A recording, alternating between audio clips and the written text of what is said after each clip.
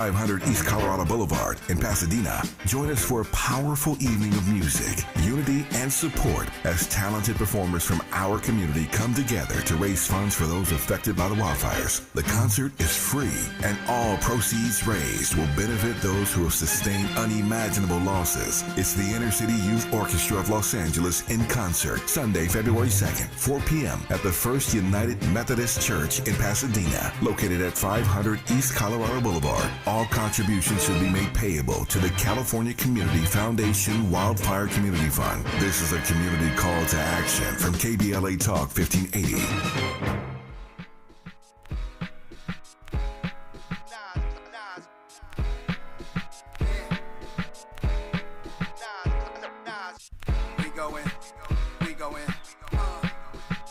My pants poster said, we going ultra. We going ultra black, I got a toast to that. We don't fold the crack. We going, occasion we rose to that. Going postal, we going ultra black. Watching the global change, hop in the coldest range. Hit boy on the beat, this poster slap. We going ultra black. We going. Rhythm and blues, pop, rock, soul to jazz, till my toes attack. How I look being told, I'm not supposed to brag. Nobody fault, I tell the truth, I know it's facts. We ultra black, gray stone, skin tone, but multi that. Multiple colors becoming all shades mocha black. Except where I'm at and not fight me. KBLA Talk 1580, what? Ultra black. That's what we call it on Freedmen Friday. That's what we do around here every week, talking about reparations, getting smarter, getting more informed, and staying on top of the victories and the setbacks that we have in this important space at a moment of momentum. And I'm so happy to have my friend and colleague on the line this morning. She's a go-to expert, host, and commentator on legal, political, women's, children's, and celebrity issues. She's an author, a CNN legal analyst whose credits include co-hosting CBS's daytime syndicated talk show Face the Truth and The Doctors. I've been seeing her a lot lately. She's been killing the game. Attorney Areva Martin, good morning. Thank you so much for doing this segment on Fridays. I am a little embarrassed to say I didn't know, but I'm so happy that I now know and that I'm joining you today. Yeah, we it's been almost a year and a half we've been doing this, because I was in a meeting and I was just shocked that some of our leadership, activists here and lawmakers here didn't know everything that was going on. I mean, I don't know everything that was going on, but knew very little at a time when there's so much progress being made in this area. So, well, kudos for you for stepping up and making sure that people are informed, because there is, as you said, a lot going on in this area. And obviously, we see you on TV, so we think, oh, she must be just a, glam girl or whatever. But the reality is you're also a practicing attorney, and you just notched one of the biggest, I think, victories that we've seen in the reparations space for some time. Some folks thought that Bruce's Beach would be one and done. I feel like the work you're doing in Palm Springs, in a way, is along the lines of Bruce's Beach, which is restitution, reparations, somewhat in that area, right? Absolutely. And ironically, I am coming to you this morning from Boston, where I am attending a reparations conference. I'm actually speaking on reparations at a conference being hosted by Harvard Law School. And lawyers, activists, journalists, thought leaders from around the country, academics included, have come together for 2 days, today, Friday, and Saturday, to talk about what's happening on the front, on the reparations front. So, what a timely conversation to be having. That's wild. I didn't even know that conference was going on, and I'm trying to track reparations. It just goes to show you how much movement there is in this particular issue right now. No, absolutely, there is. And that conferences are happening around the country, and convenings like this, I think, really speak to how powerful this issue is and how timely. It is. And, you mentioned Bruce's Beach, and Bruce's Beach was a phenomenal win for the heirs of of Charles and Willa Bruce, having that land that was illegally and unjustly taken from them decades ago returned to their heirs, and then their heirs obviously first leasing it to the county of Los Angeles and then actually selling it. What happened in Palm Springs is related but very different, and different in the sense that the descendants of the Bruce family, they aren't primarily, to the best of my knowledge, residents of Los Angeles or, for that fact, even California. And although that was a huge victory, what we did in Palm Springs, because so many of the individuals impacted still live in that community, our efforts weren't just focused on returning something that was taken away or providing restitution. It was really focused on building community, creating the opportunity for ongoing advocacy for policy changes in the Palm Springs community, restoring cultural monuments and historical buildings that were lost, and, of course, a historic apology that was provided to the survivors. But it really is a bigger effort that hopefully we can see replicated around the country, particularly when you have individuals still in community where there's been harm done. Right. They're living, and for those who didn't track the story, this was a section of Palm Springs that was pretty central to that area in which Black people and also Latinos were removed, in a sense, forcibly removed from that area. And as you said, some of them are still living in the sort of surrounding communities, right? But they're no longer in the heart of Palm Springs. Well, so Section 14, which is what it's commonly referred to, was a 1 square mile piece of land that was in the heart of downtown Palm Springs, and it was owned by the Agua Caliente tribe, and it was the indigenous tribal leaders that allowed Black and brown folks in the 50s and 60s to live on this plot of land. And the land and homes were destroyed and burned by the city in the mid to late 60s.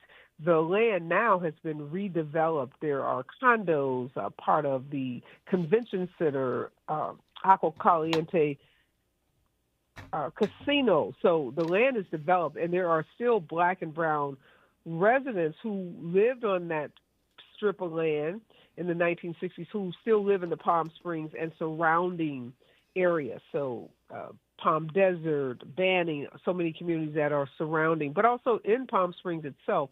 So we were able to build out community and do a lot of work around community empowerment, build coalitions with other nonprofit and community activists in that Palm Springs area. So when you think about so many of the reparations actions that are happening around the country, including what happened at the state level in California, they included building out communities, focusing on policy changes, and creating, cultural institutions so that the history of people that have been displaced or burned out won't be forgotten.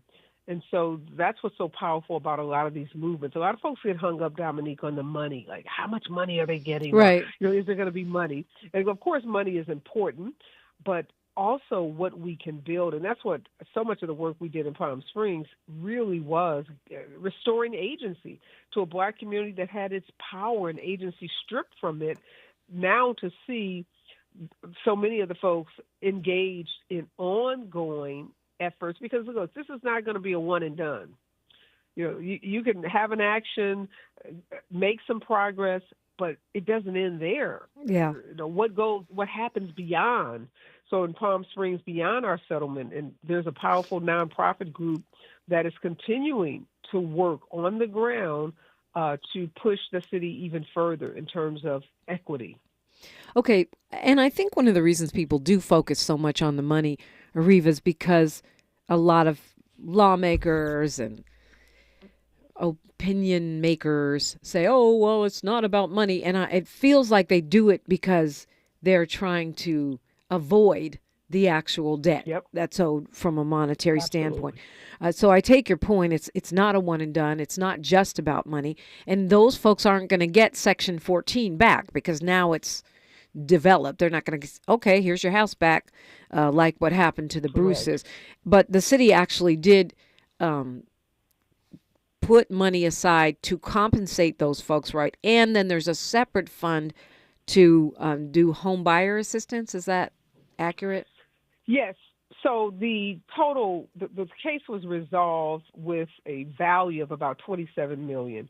$5.91 million is actual cash compensation. And by no means do I want to diminish the value of that, because you're right, particularly when it comes to Black folks are quick to try to move past the money piece. And we have to hold them accountable, and we have to make sure that we stand in our truths about the importance of monetary compensation. So that is a big piece of this. But in addition to that, the city made a commitment to put aside $10 million for homeowners assistance programs. So again, those individuals that still live in Palm Springs will be given priority for some homeowners assistance programs in that city. There's some $10 million or so set aside for land trust, again, to help descendants buy homes. There's $1 million set aside for economic development, again, to help individuals that have been harmed, their descendants, actually get grants for small businesses and to develop, entrepreneurship in that region. So, and again, the nonprofit Section 14 Survivors is continuing to work in that community to collaborate with city council members and others.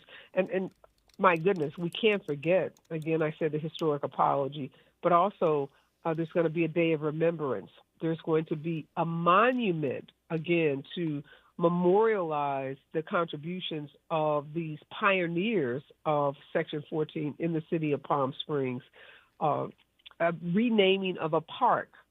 So again, we talk about cultural institutions, we talk about historic institutions. We want to make sure that when people go into Palm Springs 10 years from now, 20 years from now, they will be able to read about the history. The nonprofit is going to be working with the city to build a racial and cultural center so that, again, that history can be told through the lenses of those Black and brown people who were on the reservation or on that strip of land in the 50s and 60s. So it gives us an opportunity to tell our own history, to be our own storytellers, and to memorialize that history in a way, because otherwise there are so many people, as you know, Dominique, that didn't even know Black folks ever lived in Palm Springs. Yeah, I was one of those people. They're still shocked they're here. I was one of those folks, Areva. They're here. Yeah. And that's 44 million people in California. And I can tell you, including those policymakers you're talking about, when I started working on this about 3 years ago, when I would go up to elected officials, I could see the glaze in their eyes, the gaze, like the haziness, like, yeah, I think I kind of heard about that, but not really sure. Yeah.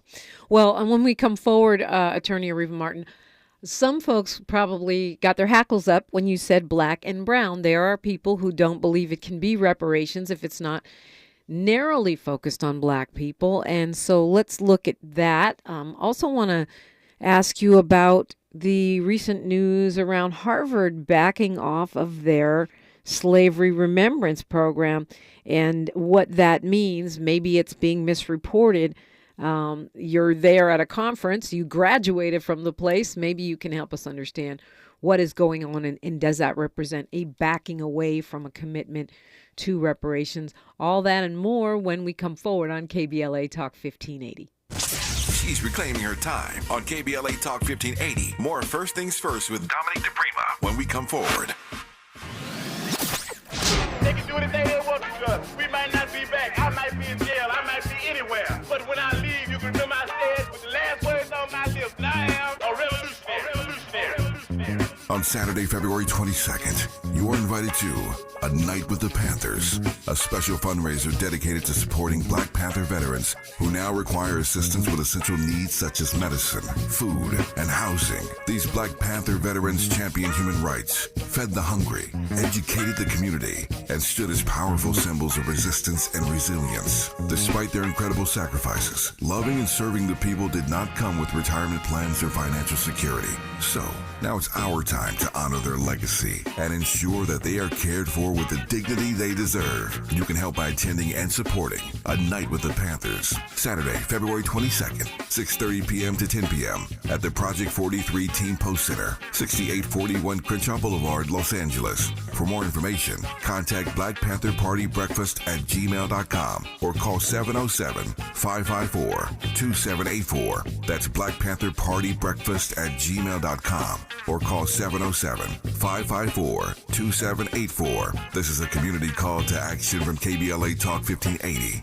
At KBLA Talk 1580, we've got your black. Can your pad absorb everything and stay fresh? Always Radiant with Flex Foam can. Get up to 0 leaks, 0 odor, and 0 feel. Because Flex Foam is the only pad with a flexible foam core. You heard me, foam. Always Radiant is so thin, it feels like nothing, yet protects like nothing else. Can your pad do that? For up to 100% leak-free protection, try Always Radiant to see what Flex Foam can do for you. You can do it all by yourself, baby girl. What's your name? Let me talk to you. Let me buy you a drink. Spilled your drink? Quick, the quicker picker-upper. Bounty picks up spills quicker, and each sheet is 2 times more absorbent, so you can use less than the leading ordinary brand. So you can get back to your night. Bounty, the quicker picker-upper. Every morning, we rise and shine, make breakfast, and brush away the night's rest. These routines help us start the day off right. Nature-Made vitamins are a simple step in that daily care regimen. Multivitamins with daily essentials, clinically studied probiotics for gut health support, magnesium to help relax the body. Nature-Made is made to care for you every day. These statements have not been evaluated by the Food and Drug Administration. These products are not intended to diagnose, treat, cure, or prevent any disease. The conversation continues right now with Dominique DiPrima on First Things First. Yes, indeed. I'm so excited to have my colleague, Areva Martin. She's an attorney. She's got a number of books, by the way, available at a bookstore near you, including a really great instructional guide about how to be more impactful in the media, as she is. So we're talking about your work in Palm Springs, and it's really, to me, represents a huge victory in an area, as you pointed out, that many people didn't even know there were Black people. But there were also some Latinos that were a part of this settlement because they were part of this specific impacted class. Explain how you frame that or how you see that in the context of a reparations discussion. It's a great question, Dominique. I need to be really clear. What we did in Palm Springs, I'll call it reparations adjacent, because we were not addressing historical wrongs that were done to descendants of enslaved Africans or African Americans. We were addressing a very specific harm that was targeted to a very specific community. And that community consisted of minority people who had moved into Palm Springs in the 50s and 60s, and because of redlining and racially restrictive housing policies, weren't able to live in other parts of the town. So the harm was very identifiable, involved a finite number of people, and we were fighting on behalf of all of those people that lived in that community during this particular time period. Now, the community happened to have been predominantly African American at one period, but there were clearly Latinos, Filipinos, and other people of color, including indigenous people that lived there. So our efforts were literally were focused on that very specific harm done to that very specific community. So when you think of the word and the way reparations is defined, generally, it would not be a true reparations action, but it had some of the similarities in that, again, we were fighting for an apology. We were acknowledging that these folks were singled out because they were racial minorities. We were, like I said, building, community empowerment. We were trying to restore cultural and historic landmarks. So it has some of the highlights or hallmarks, I would say, of a reparations action, but it is definitely not akin to, say, what California is trying to do by making amends for the historic wrongs that descendants of enslaved people have experienced in the state. Do you think that, that makes sense the way you're saying it, but do you think that that supports the argument that the more specificity you have in your claim, the more likely would be upheld by the courts, and this has been a big conversation inside of this reparations movement, with whether it's lineage, whether it's race-based, whether it's place-based, how you define the whoever's actually do this repair. Wow, Angela, Dominique, you've been to law school or something, because you're asking like the most astute questions. And that's like Thank one of the you. biggest legal issues that is just at the top of the minds of all academics, scholars, lawyers. And ironically, last weekend I was up in Berkeley, California, your home or some of your old stomping grounds, Right. at a meeting with, again, top lawyers, legal scholars on this issue. And that's the big question, because we know any effort that is race-based is not likely to pass muster under our existing Supreme Court. So to answer your question more directly, yes, the more specific your action can be, the more your action isn't focused solely on race, the better chance it has of surviving some kind of legal challenge. So again, Palm Springs, we weren't focused on the fact that these people were black. We focused on the fact that they lived in this community at a certain period, and they suffered this very specific harm. Now, they were targeted because they were black, but their entitlement to receive restitution is because of the harm that they suffered. And anybody that was there and that can prove, there's a whole criteria, I won't go down that rabbit hole, but there's a criteria that's been established or is being established. And if you meet that criteria, your race will be irrelevant. So there are other, your criteria has more to do with you being there and having suffered the harm. So yes, across the country, as folks are thinking about these actions, which is why in Evanston, the historic reparations action in Evanston to provide reparations for black residents of Evanston, Illinois, who suffered from redlining in that community, is now being challenged in the courts. Right. So are they saying that, these things are a substitution for race? If you say you're a freedman or you're the descendant of an enslaved person, because 99.9% of enslaved persons were black, that it's just a substitute for race, and will they strike it down on that basis? Is that what we're looking at in Evanston, and is that what we could possibly be faced with in California? That is the fear, that is the concern, that after the Supreme Court's decision in the affirmative action in college admissions, that decision has caused a lot of consternation for constitutional law lawyers and civil rights lawyers over what kind of repair would be upheld in this very hostile, conservative 6-3 majority Supreme Court.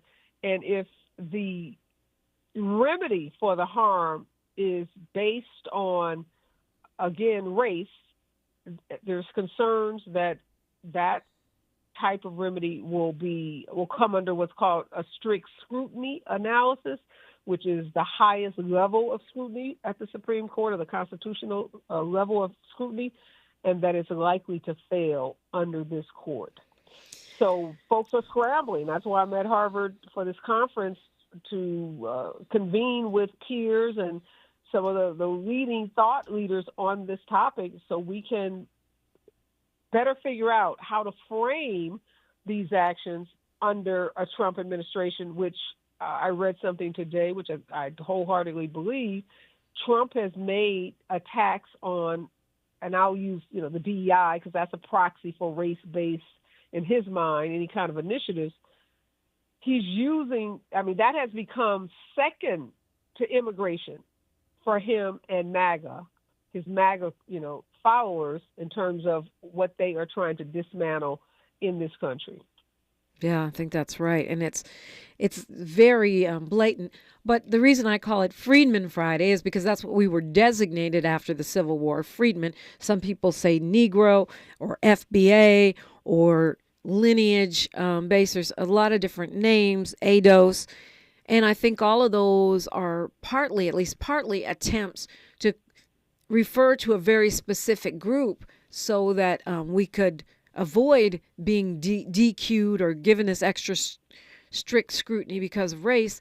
But if they're going to say, well, that's just a proxy for race, then that won't work either, right? Well, that's the concern. And the reparations movement lawyers, we call ourselves, we've been very concerned about the challenges in courts of reparations actions. And quite frankly, movement lawyers will tell you at this point we'd rather not have cases in the federal court system because there is concern that this federal judiciary that we face is going to be hostile to any of these claims, which brings us to why most of the successful reparations actions so far or reparative justice actions have been at the local level, and they've been as much legal, or they've been as much political as they've been legal. So the case in Palm Springs was never actually filed in court. It was a pre-litigation settlement, and it was decided, the resolution was decided by a unanimous 5-member Palm Springs City Council. Now, it doesn't mean, like in Evanston, because that reparations action, too, was approved by their city council, so it was political in that regards, but now it's being challenged by a conservative legal group and taking it into the court system. So even when you try to avoid the courts, it doesn't mean that you won't end up in court on some of these actions because your reparative justice plan or settlement can be challenged by conservative groups in courts. Talking with Attorney Areva Martin, it is a Freedmen Friday on KBLA Talk 1580. The station you turn to when you've had it up to gear with cultural incompetence. KBLA Talk 1580. I'm Bree Wood with 4 Things You Should Know with BIN News. Multiple agencies are starting to pull wreckage from Wednesday's deadly collision between a passenger plane and a Black Hawk helicopter from the Potomac River. About 40 bodies have been recovered. Marion Bowman Jr., a 44-year-old death row inmate in South Carolina, is scheduled for execution today for a 2001 murder. His legal team states he will not seek clemency from Governor Henry McMaster, maintaining his innocence and refusing to ask for mercy. That would mean life in prison for a crime he claims he didn't commit. The Pro Bowl games in Orlando, Florida saw Coach Eli Manning's NFC take a 14-7 lead over Peyton Manning's AFC. The AFC's sole victory was in the Big Spike.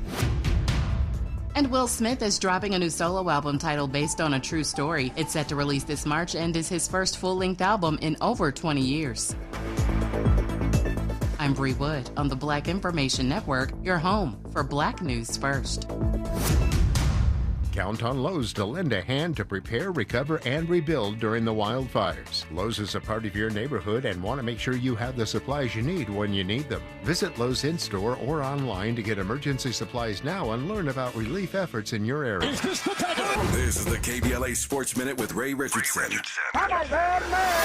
The Lakers posted their season high in points in a blowout win at Washington, 134-96. The Lakers also had a season high 31 assists. LeBron had 24 points and 11 assists. His son Bronny played the entire fourth quarter. He had 5 points and 2 assists. The Lakers are in New York Saturday to play the Knicks. The Clippers are at Charlotte tonight. Clippers guard James Harden and Lakers center Anthony Davis were named reserves for the Western Conference All-Star team. 11th All-Star appearance for Harden, the 10th for AD. The NBA All-Star game is February 16th in San Francisco. USC's women's basketball team, the number 4 team in the country, won their 15th straight game. They beat Minnesota 82-69. USC and UCLA, the number 1 team in the nation, have a combined 35 straight wins. Kiki Irefin led the Trojans with 23 points. Juju Watkins dropped 20. No debates, no speculation, just the info you need. That's your KBLA Sports Minute. I'm Ray Richardson on KBLA Talk 1580.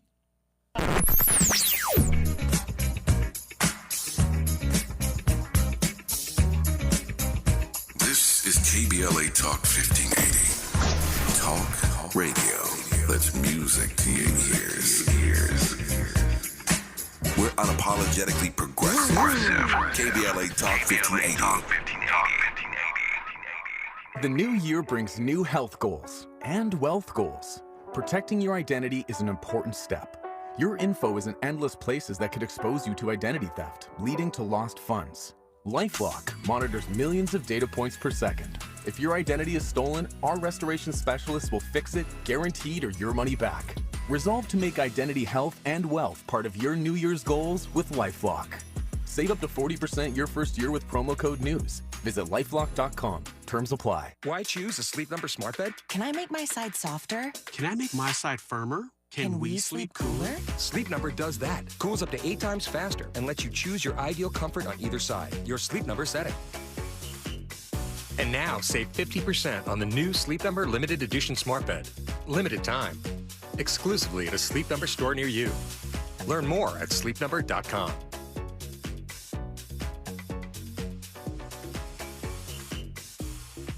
It's KBLA Talk 1580's 3rd annual Black History Month luncheon, and you're invited. This is year 2 of our climate justice work, and this year's $2 million 12-month campaign is all about linking and combating the relationship between climate and Black health. We already know that these wildfires will leave in their wake even greater inequities, including negative impacts on Black health, given the toxic air pollutants circulating in the air we breathe. So, as part of this year's climate campaign, we're honoring Black doctors and leaders in healthcare at our annual Black History Month luncheon, Friday, February 28th at noon. If you would like to join us, just go to our KBLA 1580 website and register for your chance to be our guest at the luncheon. We'd love to see you. And in case you haven't heard the news, KBLA Talk 1580 was just named one of the semifinalists for the American Climate Leadership Awards 2025. Caring about the climate, caring about the community, changing the conversation. We're KBLA Talk 1580, and we don't black down.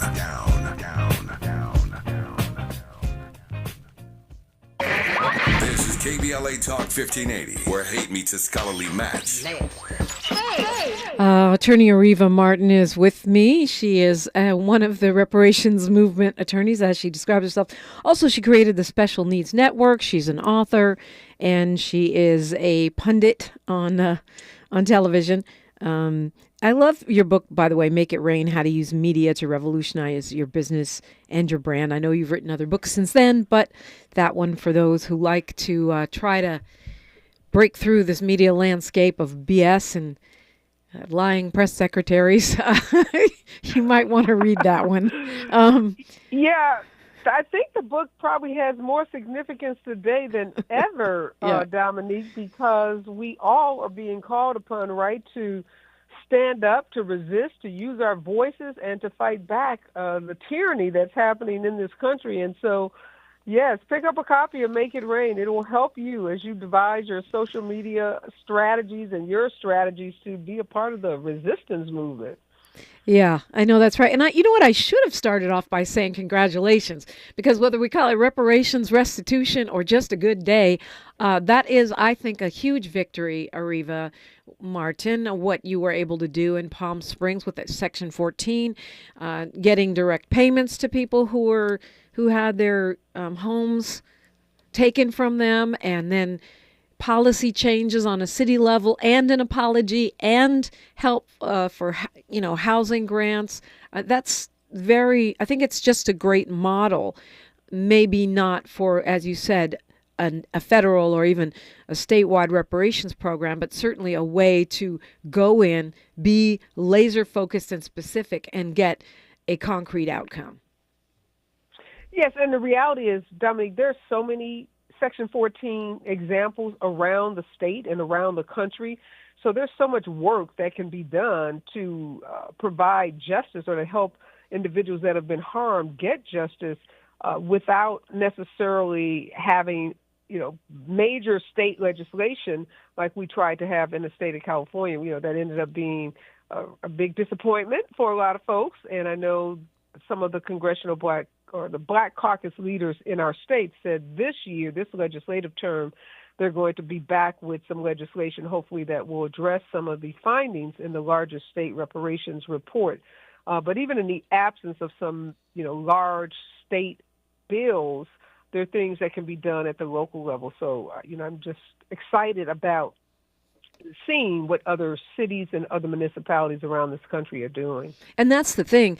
I mean, people are so focused on Washington and getting discouraged, but the progress, a lot of it, whether it's the State of California Reparations Task Force or Bruce's Beach or Section 14, is happening at a state, county, and municipal level, and that work is not going to stop just because we got a different administration. So I think it's important for us to track these victories and to stay encouraged and to remember, like even the conference you're at today, someone commented in the chat, it's not because you guys are scared, it's because these are legal minds looking for ways to continue to push the line and make progress, correct?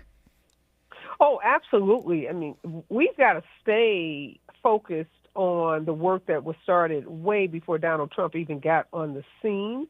And when, we have to have a narrative shift, right? As much as he wants to control every aspect of our lives, every moment of, of our time with his chaos, which I think is a part of his plan, like just total mind control, right?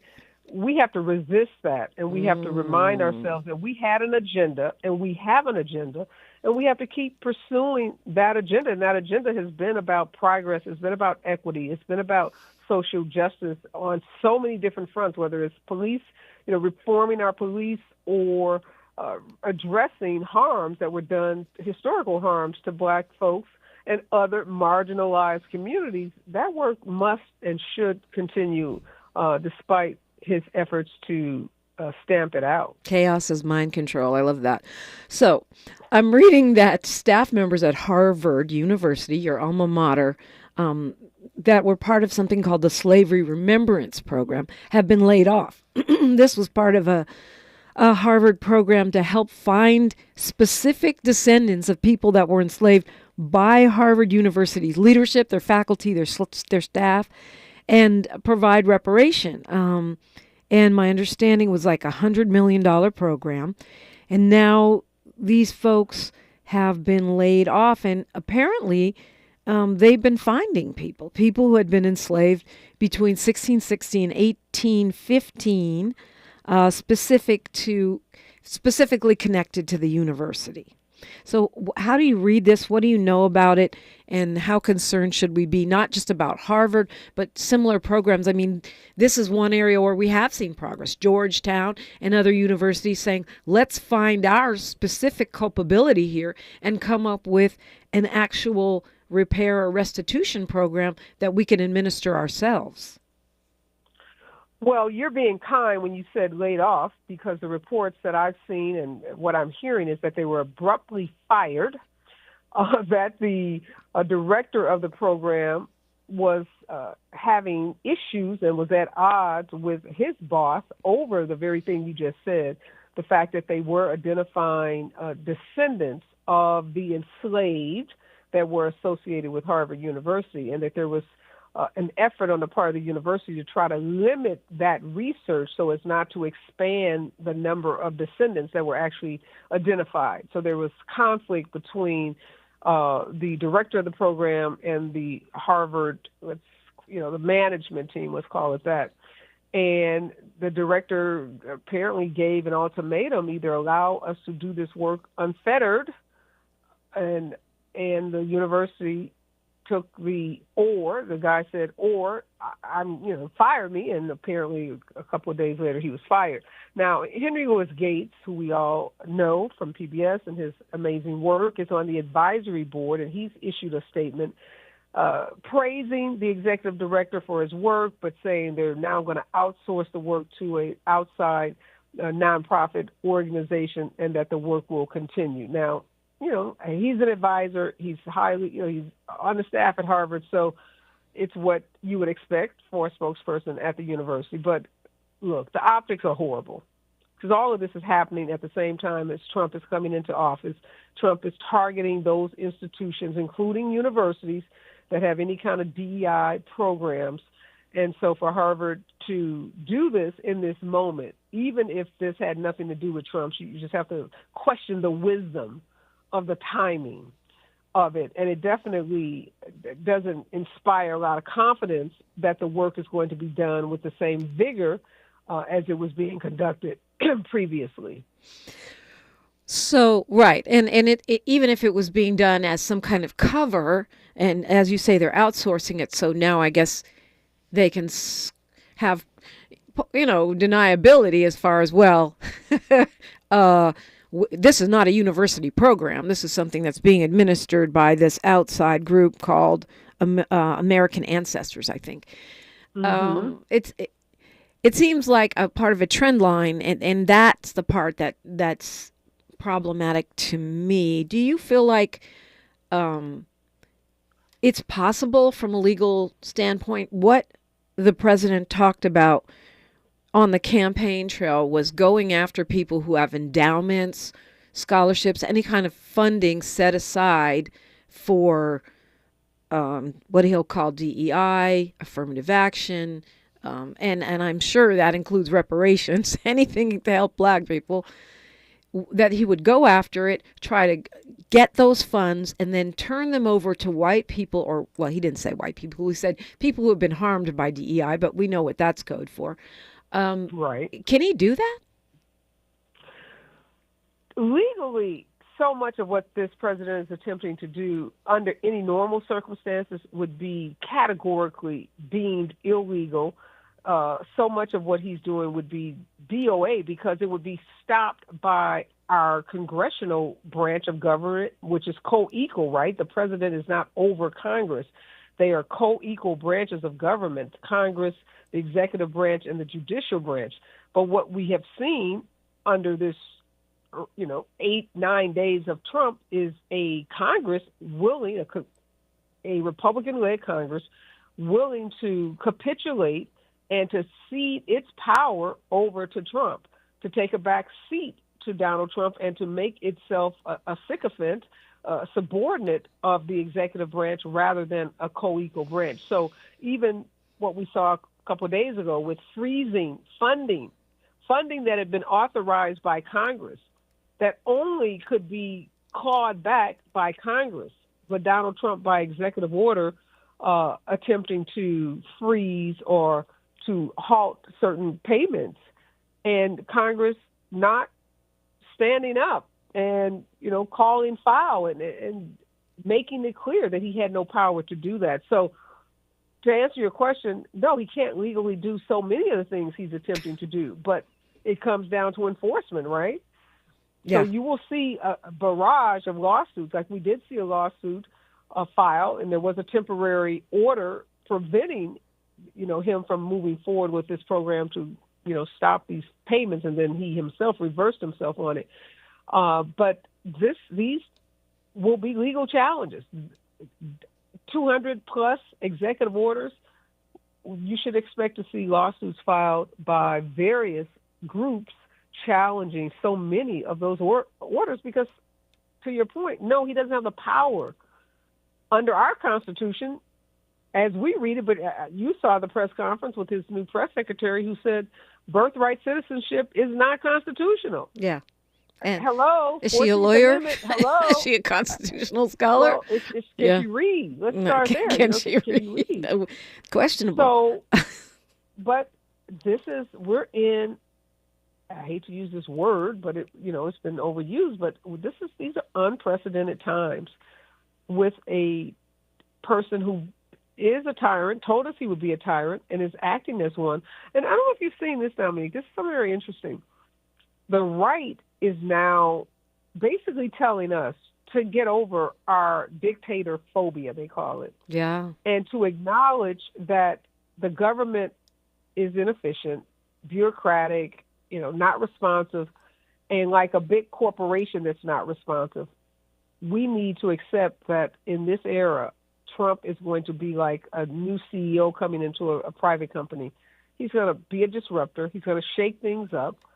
And this is the way that government will work better for people. Right, that's the talking point. So Dictators, they're not that bad after all. Dictators, we need one. That's your talking point. Yeah. Very sanitized narrative to say, guys, think about all the companies that haven't been functioning well and what happens when you get a new CEO.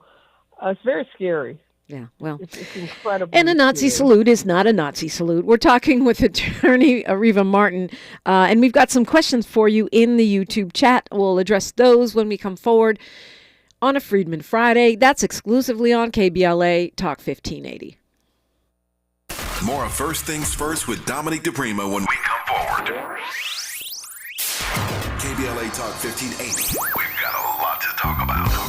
KBLA Talk 1580 is committed to self-care and community well-being. Walk Good LA was formed in June 2020, inspired by the Black Lives Matter movement and the beginning stages of the COVID-19 pandemic. What began as a few minutes of breath work and yoga meditation before protests against police brutality turned into a safe space for the community to heal in hard times. The immensely positive response from the community transformed the momentum into a movement. Today, Walk Good LA is a Black and Brown-led community wellness organization based in Los Angeles. They provide spaces for healing through community yoga classes, guided meditations, hikes, run clubs, and other activations throughout Los Angeles that attract hundreds of members weekly. With the help of Propel and Michael B. Jordan, they now have a yoga and wellness studio in Los Angeles called the Walk Good Yard. To join their mailing list and connect with healing spaces, please visit walkgoodla.org. That's walkgoodla.org. Or find them on Instagram at WalkGoodLA. This is a community call to action, a community call to healing from KBLA Talk 1580. Time is up. The IRS is in full collection mode for 2024, issuing liens, levies, and garnishments to anyone who has a past tax debt or unfiled tax returns. Don't wait till it's too late. Your paycheck and bank accounts are at risk of being seized. Call now and stop the collection process today. If you're living check to check, no matter how much you're making, you still may qualify for the Fresh Start programs offered by the IRS to reduce or even eliminate your tax debt. It's just a 5-minute call to get your options, and it's free. If you owe back taxes, have years of unfiled tax returns, under audit, have a wage or bank levy, or finally just want to sleep better, business or personal, call the experts at Republic Tax Relief while there's still time. A+ rated by the Better Business Bureau, and tough. This veteran-owned company has the fight you need to take on the IRS. Don't go at it alone. The call is free. Call their hotline number now, 800-652-1714. That's 800-652-1714. Find out if you qualify today. Call 800-652-1714 or go to republictaxrelief.com. This is for all the folks who appreciate follow-through. Here's a quick recap of the KBLA Talk 1580 2024 Climate Justice Campaign. More than 6.4 million Southern Californians viewed our climate justice billboards and bus shelters. Another 1.5 million people listened to and or downloaded our weekly conversations with African American climate experts. Our KBLA Climate Justice web portal had 2.8 million unique visitors. Thousands more attended our 7 climate justice community events. More than 9.3 million riders saw our climate care messaging on metro buses and trains. And 39 million Americans accessed our C-SPAN Climate Justice Symposium. All told, our 2024 Climate Justice Campaign exceeded 471 million total impressions. KBLA Talk 1580 thanks all of our 2024 Climate Justice partners: LADWP, Metro, Caltrans, Sierra Club, California Community Foundation, the California Endowment, LA City Council member Curran D. Price Jr., the California Wellness Foundation, MWD, AQMD, and the Port of Los Angeles. Caring about the climate, caring about the community, changing the conversation. We're KBLA Talk 1580. At KBLA Talk 1580, we do more than just talk. You got a big mouth. Hello, Joe, you're up. Welcome. We're unapologetically progressive, and we don't black down. Attorney Areva Martin is actually coming to us today from a conference in Boston about reparations that's affiliated with Harvard University. She went to Harvard University. I had no idea about this, even though I host Freedmen Fridays every week, and I'm always searching reparations online to try to track all of the things that are going on. And I think that's just a great example of how there is more momentum than we think, and why we do Freedmen Fridays every week, and why, if you would be so kind as to share what you learn, I do it, what I learn on this forum with your friends, family, and enemies, that is part of keeping this momentum going. And, you know, Areva, congratulations to you once again on that victory in Palm Springs and getting some relief for those families, some new policies, a monument, an apology, all that. An apology with funds is much better than an apology without funds. I wanted to, before I ask you the questions that folks are asking in the chat, you have a new podcast for those who are missing you on KBLA. They can find you on your new podcast, right? Yes, the special report, a little humble brag here, won 2 Telly Awards and an Anthem Award for public service and social justice. So it's a podcast that I started during COVID, and it was all about bringing folks facts and helping folks weed through the fake news and the disinformation online and really be able to connect with trusted messengers. I've worked on TV for so long. I have so many connections around the country, experts in pretty much every subject matter you can think of. And so I bring my expert friends together. And during COVID, it was all about the vaccines and, so many of the other myths that were circulating online. And then we spilled over into the Biden election, and recently I did a 7-state battleground tour with a special report for during Kamala Harris's campaign, and obviously there was so much disinformation circulating around the recent California brush fires. We are back up doing everything around the fires, around the attacks on our mayor, Karen Bass. And we've jumped into the fray on Donald Trump's attempts to stamp out and to eviscerate all the work done in the civil rights era around diversity, equity, and inclusion. So you can go to my website, arevamartin.com. You can follow me on all things social at Areva Martin, and check out the special report on my YouTube station. And clips are posted all over Facebook and Instagram. And I'm going to be back on the road. I'm an exciting tour coming up, taking the special report back on the road, going back into some of those battleground states, talking to some of the folks before the election about how they're feeling now and what they are doing in this moment of resistance. So I'll be reporting on and, making some announcements about tour dates for that. So super excited and, as usual, busy. Yeah, arevamartin.com or at Areva Martin on all the other platforms. Okay, so folks are asking, somebody asked, let me see if I can find him, how you feel about a Freedmen's Bureau, which is one of the bills that was judicially affirmed. What's your position on the reestablishing of a Freedmen's Bureau? I guess they're talking about nationally. We tried to do it in California. Bill didn't get brought to the floor. Lawmakers have promised to try it again as a hub to administer all things reparations. What role should it play, they want to know, and what's your position on it? I think in general the concept is a good idea because one of the lessons learned out of Evanston is that when they passed their reparations ordinance, they did not establish a robust administrative arm, and it caused a lot of confusion and friction, and they had to go back to build out a process by which people could apply. So anytime you're talking about administering any kind of governmental program, the question always becomes, where are the resources to do it? There's not like extra employees hanging around in Sacramento that have nothing to do. So, how are you going to get this money into the hands of whether it's individuals or nonprofit organizations or civic groups, whatever the plan is? I think it is important to have an administrative arm set up to administer it and to be that clearinghouse for information and record keeping, to be that receptor of all of the data and research that has been done so that we don't lose this. Because, again, for me, this is about preserving our history and being able to tell these stories to future generations.